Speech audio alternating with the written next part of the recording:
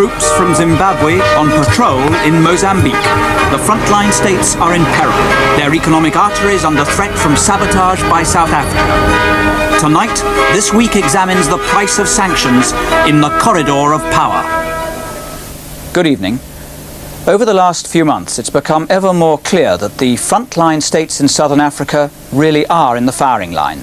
Nations like Zimbabwe and Mozambique have committed themselves to sanctions against apartheid, but today their very survival as independent states is dependent upon South Africa. In its starkest form, this basic fact raises the question, how do they assist the destruction of apartheid without destroying themselves? In Corridor of Power, Trevor Phillips reports from two nations in jeopardy. Sunset on Beira Beach. Once this was Mozambique's Indian Ocean playground for the rich. Today, refugees squat in abandoned hotels. The city has no water supply, no shops, no buses, no medicines. Meat and petrol are rarities. Beira is just one victim of a calculated campaign by South Africa. Its object, to humble its black neighbours. Its weapons, sabotage and economic chaos. South Africa has been in a program of destabilization of neighboring countries for years.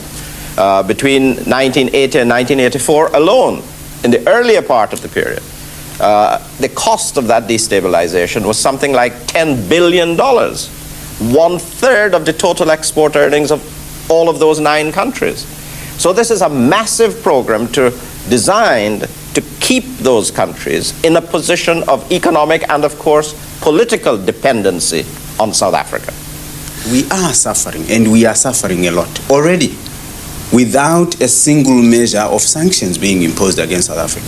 If you tell me that the blasting of sleeping Botswana in the middle of the night is not suffering, the blowing up of railways and roads, the burning of oil terminals and blowing up of oil refineries, the fostering of bandits who are cutting people's ears and people's noses, burning schools and clinics and hospitals, shutting up rural stores, as you saw in Beira, is not suffering, then I don't know what is suffering. This is Southern Africa's economic battleground. With few roads and vast distances to cover, most trade in this region has been rail-borne for nearly 100 years. In colonial days, goods bound for Europe travelled via the most convenient coastal port.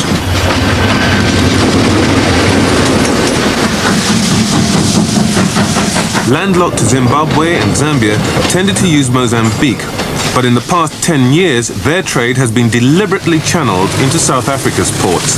In part, they've been tempted there by the carrot of cheap rates on South Africa's freight trains, but they've also been chased south by her military stick. South Africa's neighbours were all friendly British or Portuguese colonies until the 1960s. By 1980, independence movements had created a bloc of 9 hostile African states. To neutralise this political threat, Pretoria played the transport card. In a series of sabotage raids, South African-backed forces destroyed every non-South African rail route to the sea, except those too long or too dangerous to use. The 6:30 a.m. goods train from Messina in South Africa to Beira Bridge in Zimbabwe.